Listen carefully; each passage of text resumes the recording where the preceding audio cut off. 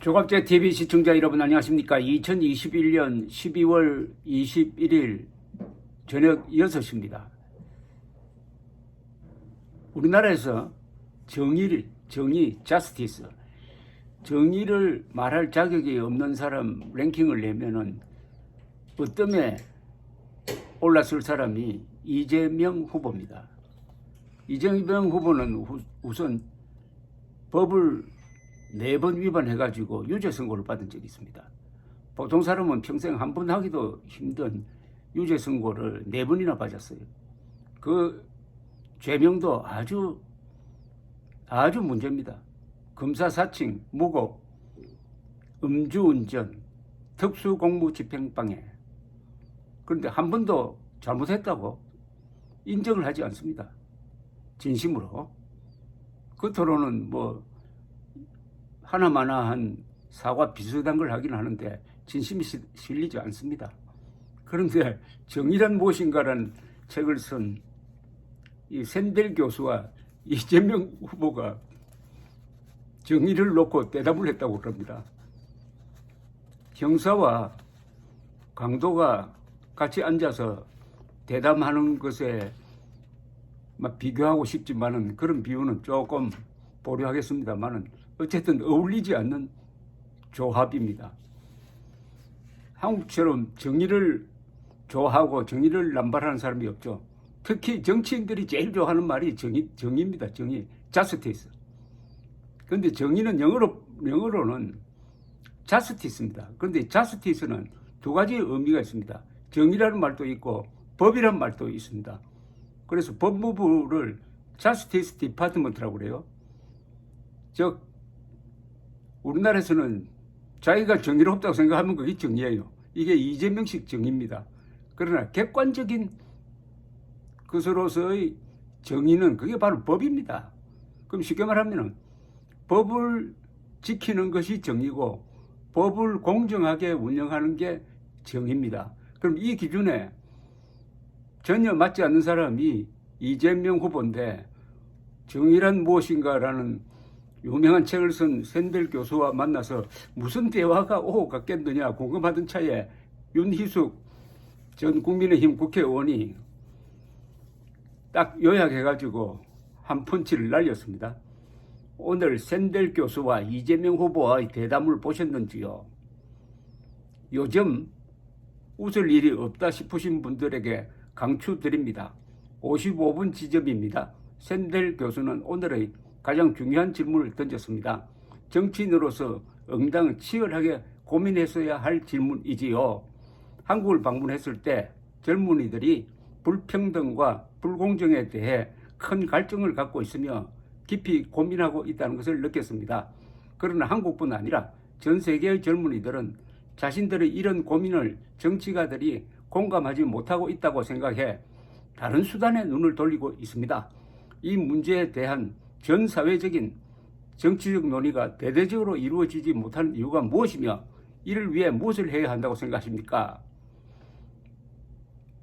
매우 당황한 표정의 이재명 후보.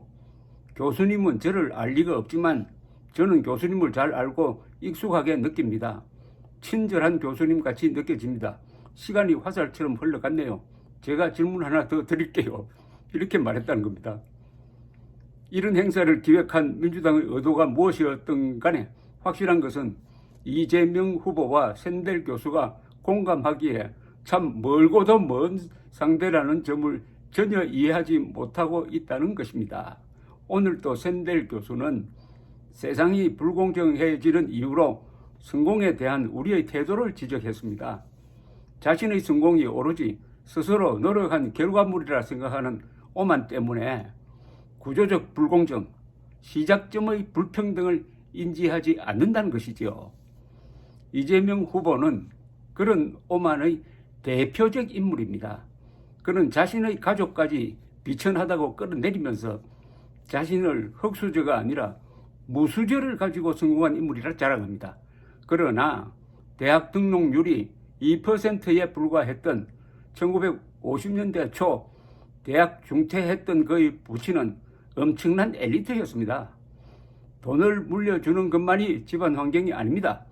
배운 부모를 가졌다는 이 점은 가볍게 무시하고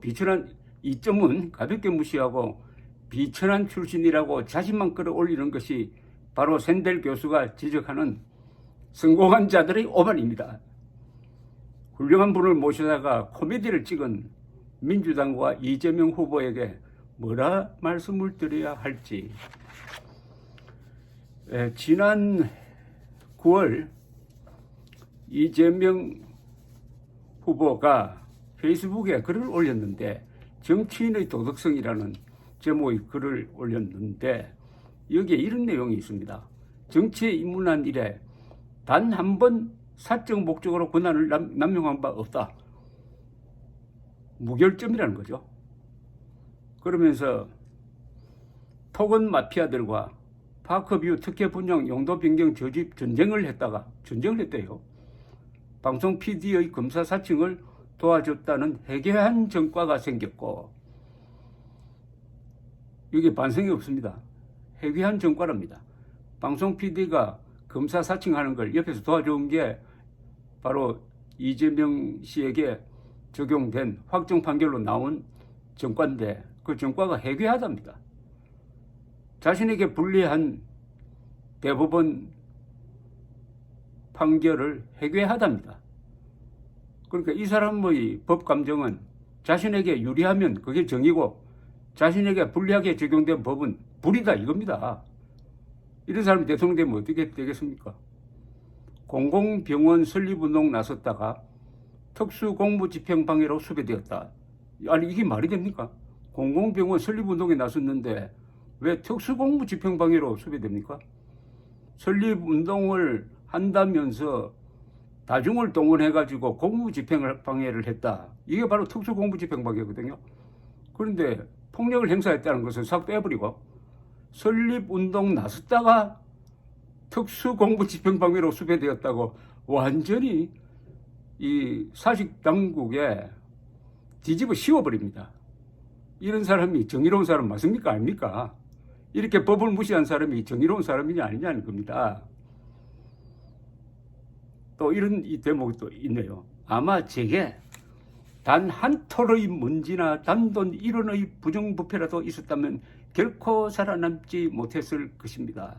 이 하늘이 무섭지 않습니까? 이런 표현을 어떻게 인간이 할 수가 있습니까? 한 톨의 먼지, 단돈 1원의 부패도 없다. 어떻게 인간이, 부족한 많은 인간이 하늘 앞에서 이런 이야기를 할 수가 있습니까? 이게 정의입니까?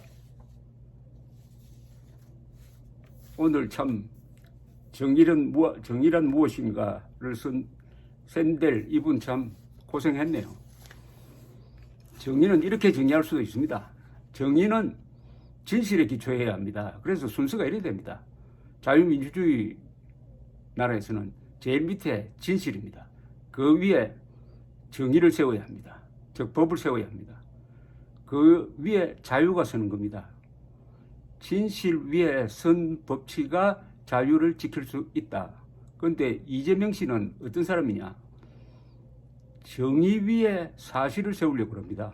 자기가 설정한 정의에 맞춰가지고 사실을 왜곡하고 조작하는 그런 정의는 자유를 지키는 게 아니라 자유를 파괴합니다. 감사합니다.